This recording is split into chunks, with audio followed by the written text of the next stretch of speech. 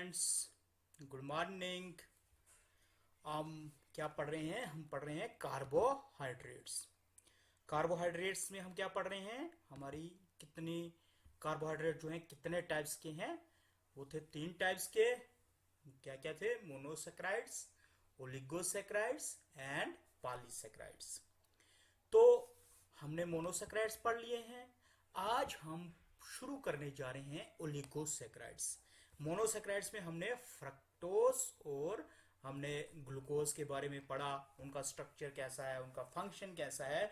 तो आज हम पढ़ने जा रहे हैं ओलिगोसेक्राइड्स के बारे में। ओलिगो का क्या मतलब होता है? ओलिगो का मतलब होता है फ्यू और सैकराइड्स का मतलब होता है शुगर। तो इसका मतलब क्या हुआ कि जो ओलिगोसैकराइड्स हैं वो ऐसी शुगर्स हैं जो यील्ड करते हैं 2 से 10 मोनोसैकराइड मॉलिक्यूल्स ऑन हाइड्रोलाइसिस। मतलब जब हम ओलिगोसैकराइड्स को ब्रेक डाउन करेंगे तो हमारे पास 2 से लेके 10 मोनोसैकराइड तक हमारे पास मिल सकते हैं। तो ओलिगोसैकराइड्स में जैसे मैं एक एग्जांपल देता हूं आपको, माल्टोस है हमारे पास, लैक्टोस है हमारे पास सुक्रोस है। तो ये कुछ ओलिगोसैकराइड्स हैं।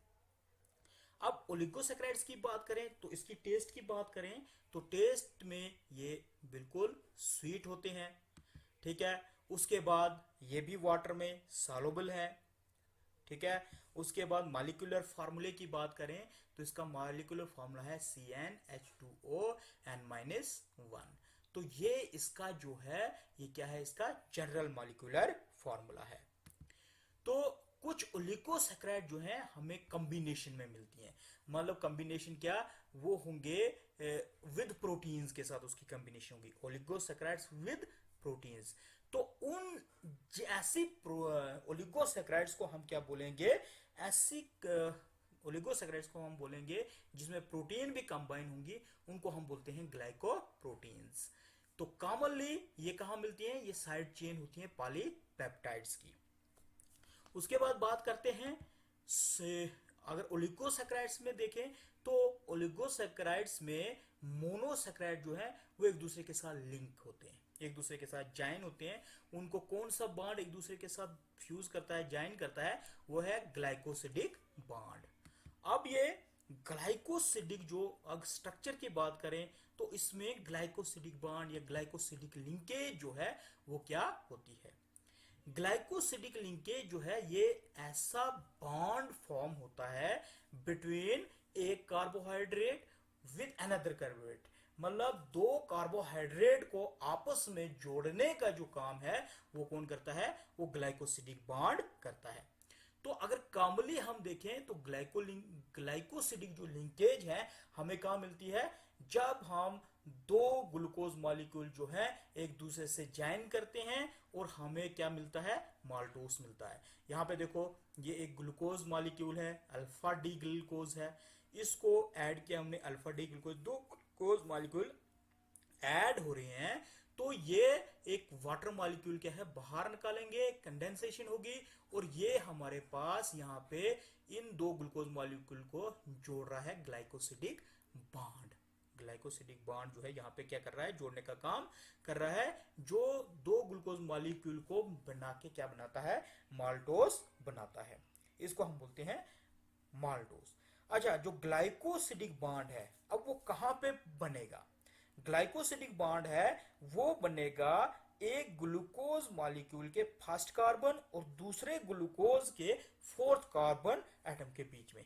देखिए, जैसे हमें काउंटिंग पता ही है, हम काउंटिंग कहां से करते हैं? जो एनोमेरिक कार्बन है, मतलब इन क्लॉकवाइज डायरेक्शन, ऑक्सीजन के नेक्स्ट वाला जो है in clockwise direction, right side में।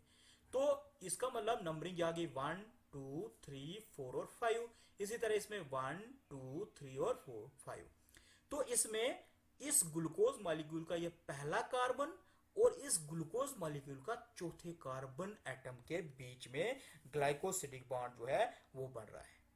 अब ड्यूरिंग दिस बॉन्ड फॉर्मेशन क्या होता है? जब ये बॉन्ड की फॉर्मेशन हो रही होती है तो हाइड्रोक्सिल ग्रुप जो है पहले कार्बन एटम का, इस कार्बन एटम का हाइड्रोक्सिल ग्रुप जो है वो क्या हो जाता है? एलिमिनेट हो जाता है along with the hydrogen atom of the, जो इसका हाइड्रोक्सिल ग्रुप और फोर्थ कार्बन एटम का हाइड्रोजन ग्रुप, ये क्या हो जाते हैं, एलिमिनेट हो जाते हैं जब ये बॉन्ड की फॉर्मेशन हो रही है। तो अब यहाँ पे जो रिमेनिंग ऑक्सीजन एटम रहता है वो फॉर्म करता है glycosidic bond between the first carbon atom इस ग्लूकोज मॉलिक्यूल का and the fourth carbon atom of this second glucose molecule. अब जो ये एलिमिनेटेड, जो ये OH ग्रुप यहां से एलिमिनेट हुआ फर्स्ट कार्बन एटम का और इस फोर्थ कार्बन एटम का सेकंड मॉलिक्यूल के फोर्थ कार्बन एटम का जो हाइड्रोजन जो है वो एलिमिनेट हुआ, ये दोनों आपस में मिलके क्या बनाएंगे, वाटर की फॉर्मेशन करेंगे। जैसे यहां से OH गया, यहां से H हो गया H2O, तो वो क्या हो गया, वाटर मॉलिक्यूल की फॉर्मेशन करेंगे, वो एक दूसरे के साथ ज्वाइन होके। तो जब अगर जैसे ये दो ग्लूकोज मॉलिक्यूल्स जो हैं ये एक दूसरे के साथ क्या है, जुड़ रहे हैं, यूनाइट हो रहे हैं, तो इसको हम क्या बोलेंगे कि ऐसे जहां पे दो मोनोसेक्राइड आपस में, दो ग्लूकोज मॉलिक्यूल जो है वो एक दूसरे के साथ जुड़ रहे हैं और उसमें वो क्या कर रहे हैं, एक वाटर मॉलिक्यूल जो है वो एलिमिनेट हो रहा है और जो रिजल्टिंग कंपाउंड है वाटर के निकलने के बाद, जो यहाँ पे कंडेंसेशन हो गई, ये वाटर जो है ये बाहर निकल गया, एलिमिनेट हो गया, तो ये जो कंपाउंड बना, इस रिजल्टिंग कंपाउंड को हम बोलेंगे डाइसैकराइड। डाइसैकराइड क्या हो गया कि जहां पे दो ग्लूकोज मॉलिक्यूल आपस में जुड़े होते हैं, दो मोनोसेक्राइड यूनिट जो है आपस में जुड़े होते हैं, उसको हम बोलते हैं डाइसैकराइड। इसी तरह जब तीन ग्लूकोज मॉलिक्यूल एक दूसरे के साथ जुड़ेंगे तो कितने ग्लाइकोसिडिक बॉन्ड बनेंगे, जैसे कि यहां पे पहले में क्या हुआ कि दो ग्लूकोज मॉलिक्यूल बन जुड़े तो एक ग्लाइकोसिडिक बॉन्ड बना, तो इसी के साथ अगर इसके साथ एक और ग्लूकोज मॉलिक्यूल जुड़ जाए तो इसका मतलब वहां भी ग्लाइकोसिडिक बॉन्ड की फॉर्मेशन होगी।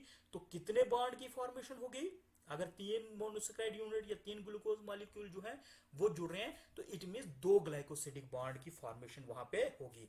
तो जब तीन ग्लूकोज मॉलिक्यूल, तीन मोनोसेक्राइड यूनिट जुड़ेंगे और दो ग्लाइकोसिडिक बॉन्ड की फॉर्मेशन होगी, उसको हम बोलते हैं ट्राइसैकराइड। तो अगर मैं इस माल्टोज की बात करूं तो जो ग्लाइकोसिडिक लिंकेज है जो किसके बीच में फॉर्मेशन हुई है, एक तो first carbon atom of this molecule और दूसरा सेकंड मॉलिक्यूल के फोर्थ कार्बन एटम के बीच में। तो इसीलिए हम इस लिंकेज को, जो ये ग्लाइकोसिडिक लिंकेज है, इसको हम नाम देते हैं 1,4 ग्लाइकोसिडिक लिंकेज। 1 आ गया इस ग्लूकोज मॉलिक्यूल का पहले कार्बन एटम और इस ग्लूकोज का फोर्थ, तो इसको हम बोलेंगे 1,4 ग्लाइकोसिडिक लिंकेज, हम इसको बोलते हैं। अब जब दो कार्बोहाइड्रेट्स एक दूसरे के साथ लिंक हो जाएंगे तो उस ग्लाइकोसिडिक लिंकेज के दौरान क्या होगा, ऑक्सीजन एटम की फॉर्मेशन होगी, तो उस बॉन्ड को हम बोलेंगे ओ ग्लाइकोसिडिक बॉन्ड या ऑक्सीजन ग्लाइकोसिडिक बॉन्ड जिसको हम बोलते हैं। तो जब कार्बोहाइड्रेट जो है अगर ये लिंक हुआ, यहां पे दो कार्बोहाइड्रेट लिंक हुए लेकिन किसके वजह से, ऑक्सीजन एटम के साथ, तो उसको हम बोलेंगे ओ ग्लाइकोसिडिक लिंकेज।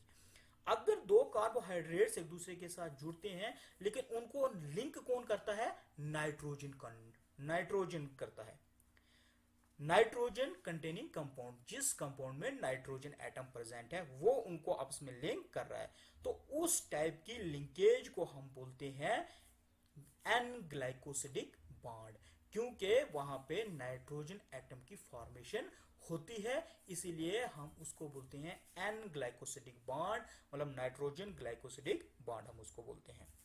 अगर मैं न्यूक्लियोटाइड्स की बात करूं, जैसे हमारे न्यूक्लियोटाइड डीएनए है, आरएनए है, डीएनए और आरएनए के जैसे न्यूक्लियोटाइड्स हैं, डीएनए और आरएनए किससे बना होता है, न्यूक्लियोटाइड से बना होता है, तो उसमें जो नाइट्रोजनस बेसेस होती हैं वो लिंक्ड होती हैं पेंटोज शुगर के साथ। नाइट्रोजन बेसेस किसके साथ लिंक होती है, पेंटोज शुगर के साथ, तो उसको भी कौन ज्वाइन करता है, वो करता है एन ग्लाइकोसिडिक बॉन्ड्स। वहां पे नाइट्रोजन कंटेनिंग जो कंपाउंड है वो उसको क्या कर रहा है, लिंक कर रहा है, उसको, उस टाइप को हम बोलते हैं एन ग्लाइकोसिडिक बॉन्ड्स। अब क्लासिफिकेशन की बात करूं मैं ओलिगोसैकराइड्स की, तो based on the number of monosaccharide molecules released on average, कि कितने number of monosaccharide molecules release होते हैं हाइड्रोलाइसिस पे जब हम उनको ब्रेक करते हैं। तो मोनोसेक्राइड्स 3 या उससे ज्यादा किस्म के हो सकते हैं। वो है हमारे डाइसेक्राइड्स, ट्राइसेक्राइड्स और टेट्रासेक्राइड्स। डाइसेक्राइड्स क्या हो गए, जहां पे हाइड्रोलाइसिस पे 2 मोनोसेक्राइड मॉलिक्यूल जो है वो रिलीज होते हैं। ट्राइसेक्राइड में 3 मोनोसेक्राइड और टेट्रासेक्राइड में 4 मोनोसेक्राइड यूनिट जो है वो रिलीज होते हैं। तो on the basis of number of monosaccharide molecule release, तो ओलिगोसेक्राइड्स हमारे 3 टाइप के हैं, डाइसेक्राइड, ट्राइसेक्राइड, टेट्रासेक्राइड, पेंटासेक्राइड भी हो सकते हैं, हेक्सासेक्राइड्स भी हो सकते हैं। क्लासिफिकेशन के बाद हम चलते हैं फंक्शन की ओर कि इसका क्या क्या ओलिगोसेक्राइड्स के क्या क्या फंक्शंस हैं। पहला है सेल रिकॉग्निशन। तो ओलिगोसेक्राइड्स एंड ग्लाइकोप्रोटीन जो हैं वो प्रेजेंट होती हैं सेल मेम्ब्रेन के सरफेसेस पे। तो सेल मेम्ब्रेन के सरफेसेस पे वो क्या काम करती हैं, वो सर्व एज आइडेंटिफायर्स। आइडेंटिफायर्स मतलब कोई भी फॉरेन पार्टिकल, कोई भी फॉरेन चीज जो है वो सेल की तरफ आ रही है तो उसको रिकॉग्नाइज करने का काम, या कोई दूसरा सेल है उसको रिकॉग्नाइज करने का काम भी ओलिगोसेक्राइड्स करते हैं। जैसे कि हमने सेल मेम्ब्रेन में पढ़ा था कि वहां पे जो इंटीग्रल प्रोटीन होती है उसके साथ पॉलीपेप्टाइड चेन, पॉलीपेप्टाइड चेन जो है वो लिंक होती है, जो किससे बनी होती है, प्रोटीन्स प्लस कार्बोहाइड्रेट्स, जिसको हम ग्लाइकोप्रोटीन्स बोलते हैं। ये सेल को रिकॉग्निशन में असिस्ट करती है और सेल एडिशन में भी जो है ये क्या करती है, असिस्ट करती है।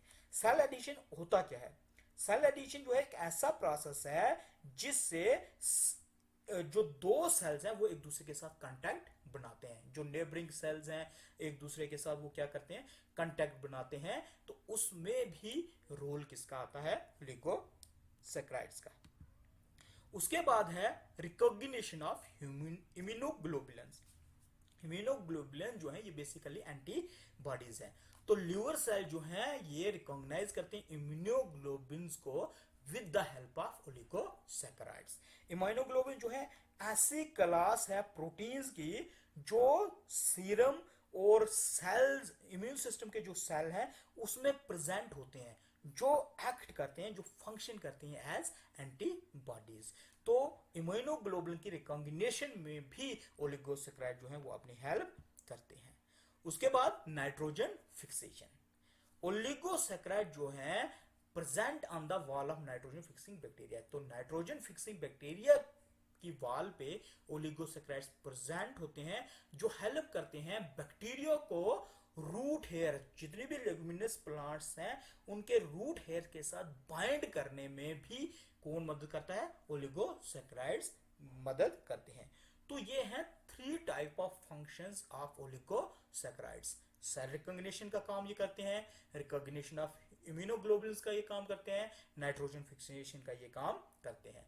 तो हमने ओलिगोसेक्राइड्स में क्या पढ़ा आज, ओलिगोसेक्राइड्स होते क्या हैं, उसका स्ट्रक्चर कैसा होता है, उसकी ऑन द बेसिस ऑफ कि कितने मोनोसेक्राइड यूनिट जो है ये यील्ड करते हैं हाइड्रोलाइसिस पे, वो क्लासिफिकेशन में पढ़े और इसके फंक्शन क्या क्या है।